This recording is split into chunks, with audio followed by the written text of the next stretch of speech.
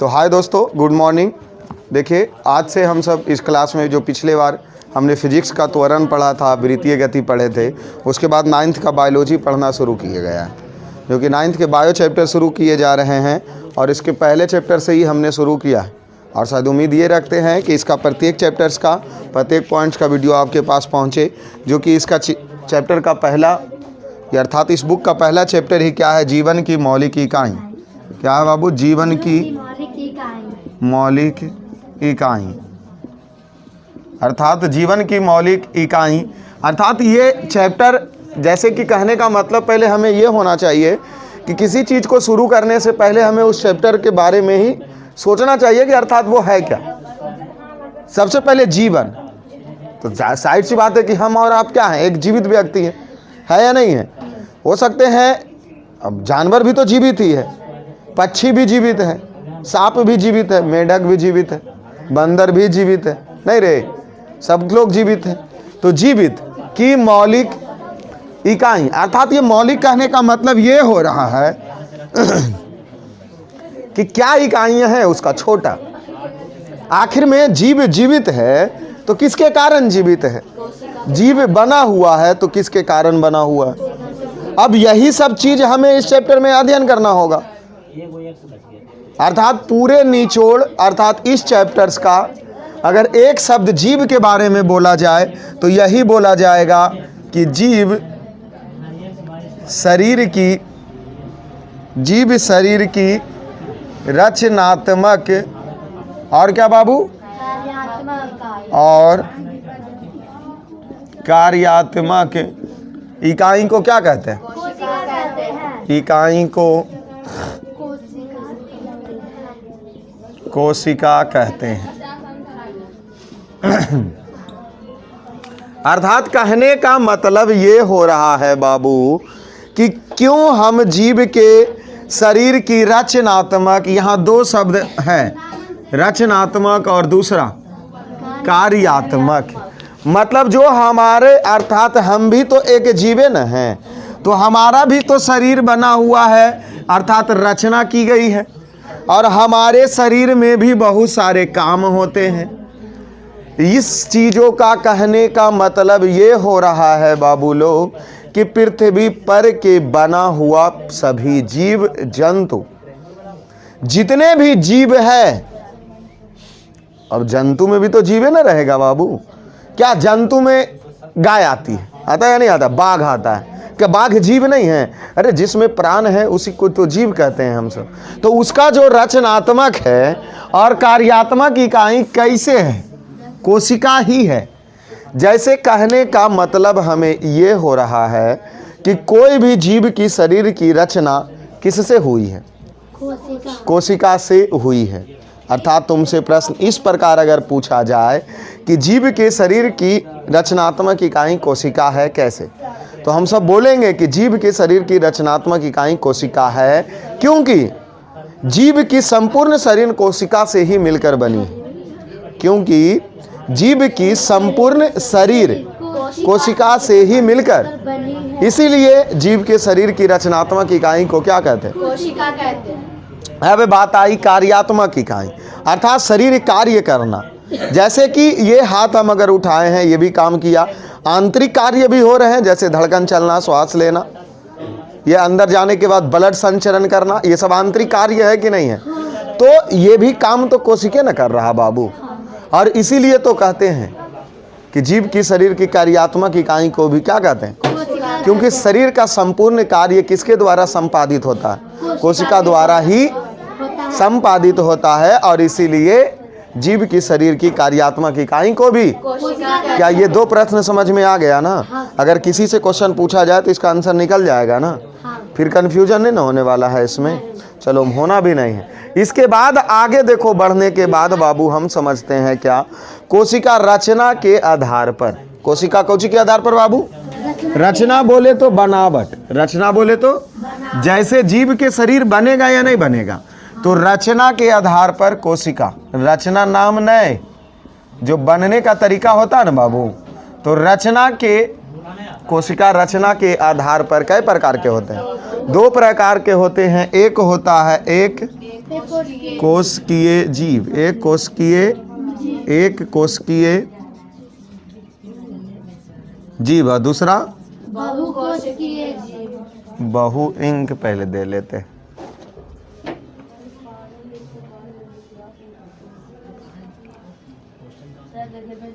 एक कोशिकीय जीव, फिर होता बहु कोशिक जीव, या कह सकते हैं बहुकोशिक जीव। इसको भी कह सकते हैं एक कोशिक जीव। कौन सी कह सकते हैं बाबू? एक कोशिक जीव। कोई दिक्कत है? अब जाहिर सी बात यहाँ हम सब देखेंगे क्या बाबू कि एक कोशिक जीव किसको कहते हैं और बहुकोशिक जीव किसको कहते हैं? तो कहने का मतलब यह होगा कि वैसा जीव जिसकी शरीर की संपूर्ण रचना एक कोशिका से ही होती है, उसे एक कोशिकीय जीव कहते हैं।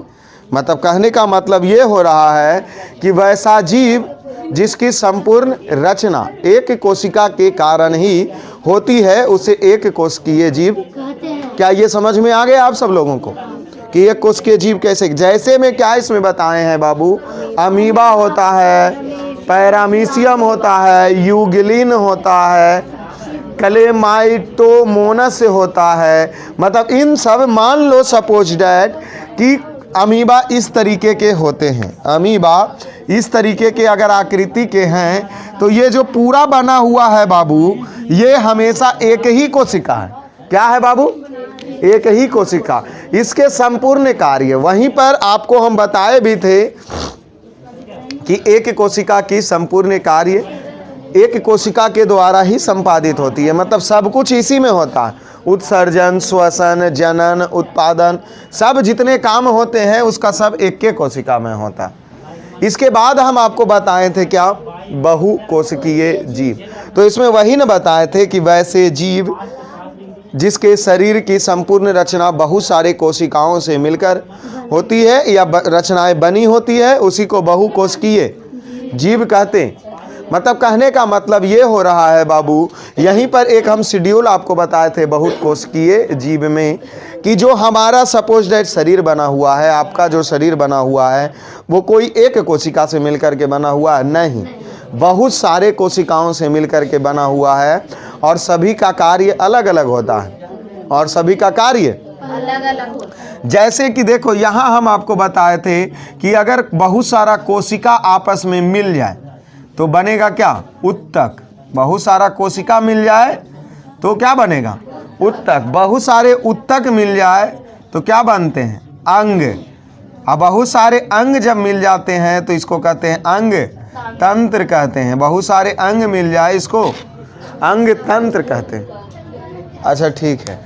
जैसे बहुत सारे कोशिका मिलते हैं, मतलब छोटे छोटे कोशिका जब एक साथ बहुत सारा मिलता है तो क्या बनता है?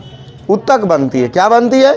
उत्तक। अब बहुत सारे जब उत्तक बनते हैं, बहुत सारे जब उत्तक आपस में मिलते हैं तो अंग बनता है, और अंग बहुत सारा मिलता है तो अंग।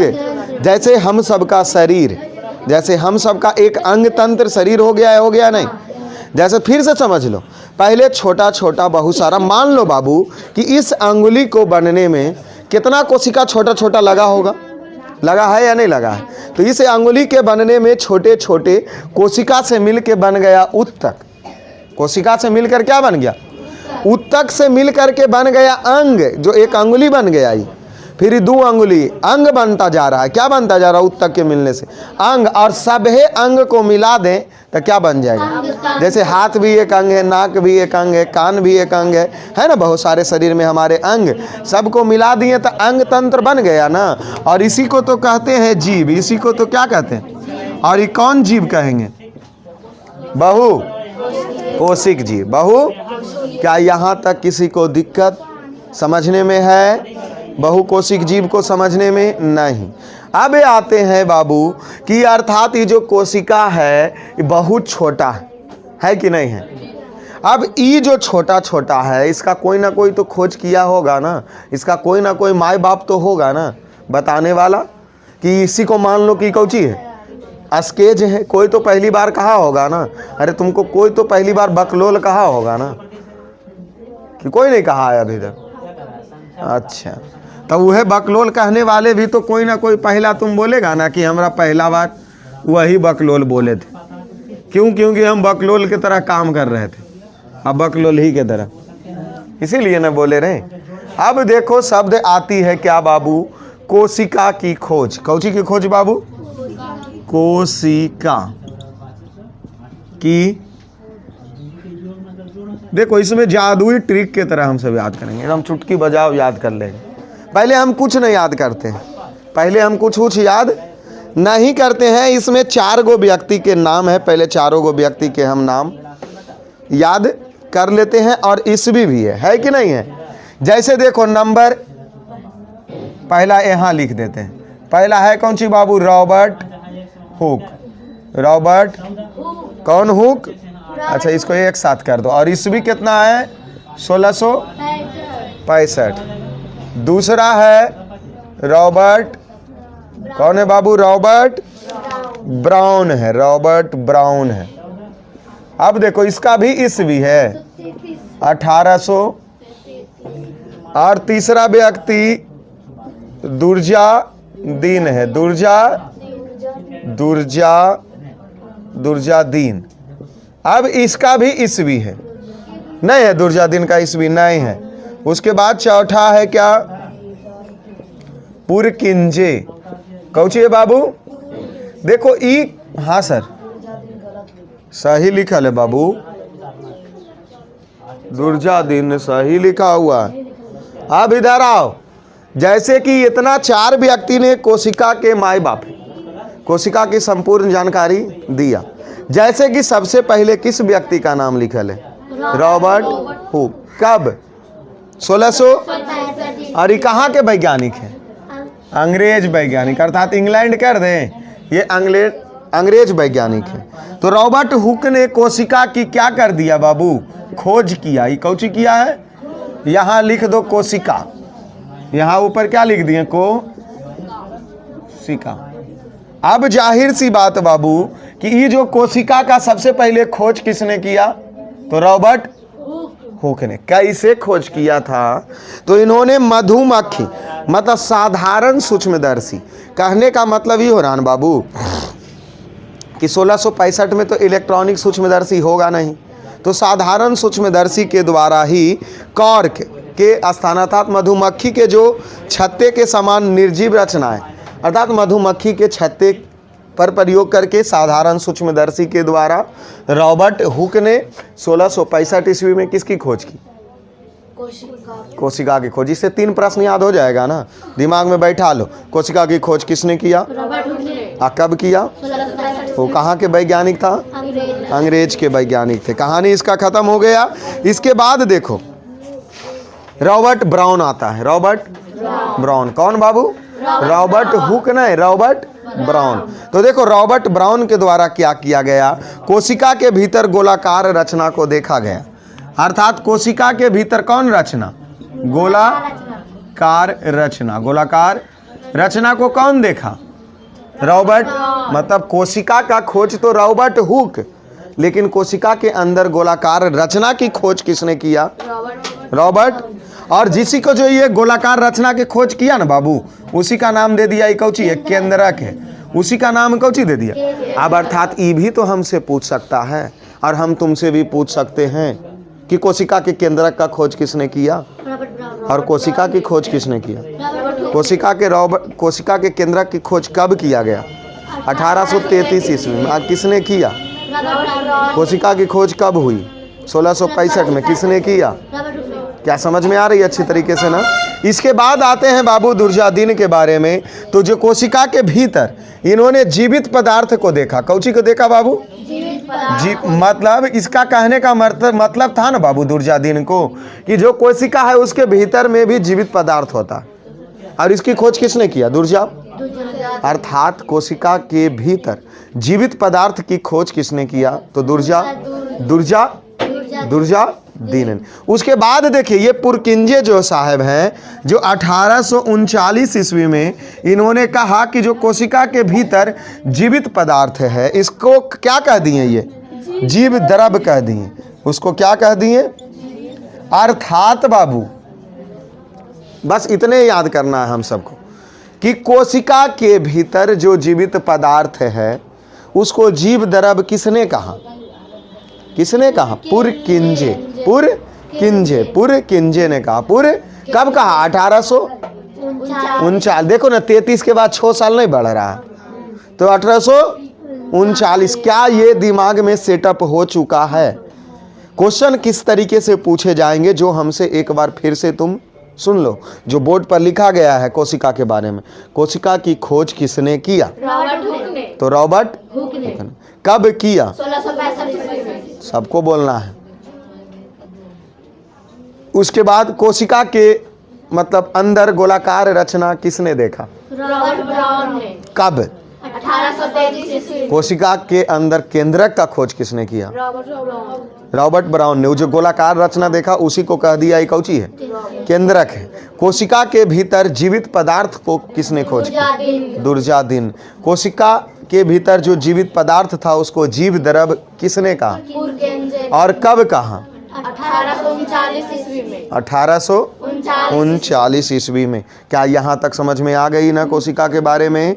और उसके बाद कहा यह जाता है कि जब इलेक्ट्रॉनिक सूक्ष्मदर्शी का खोज हुआ तो बहुत अच्छे कोशिकाएं के बारे में क्या हुआ? जानकारी प्राप्त हुआ। जैसे कि बहुत सारे फिगर्स हैं, जैसे इसमें इस बुक में जो फिगर दिया गया है बाबू, उस बुक का फिगर जैसे शुक्राणु का फिगर दिया गया। किसका दिया गया? शुक्राणु का दिया गया है, तंत्रिका कोशिका का दिया गया है, चिकनी पेशीय कोशिका का दिया गया है, वसा कोशिका का दिया गया है, अस्थि कोशिका का दिया गया है, जो कि ऑफलाइन वाले तुम सब तो बना लिया। और आप सब लोगों को इसका प्रत्येक एकक का छोटा वीडियो आगे वीडियो के मतलब पीछे वीडियो में दिया रहेगा कि किस तरीके से शुक्राणु की रचना हुई, कैसे तंत्रिका कोशिका कैसा बना होता है, चिकनी पेशीय कोशिका, वसा कोशिका कैसा, अस्थि कोशिका कैसा। तो आप सब वीडियो पे टिके रहें और इस सभी का फिगर देखें।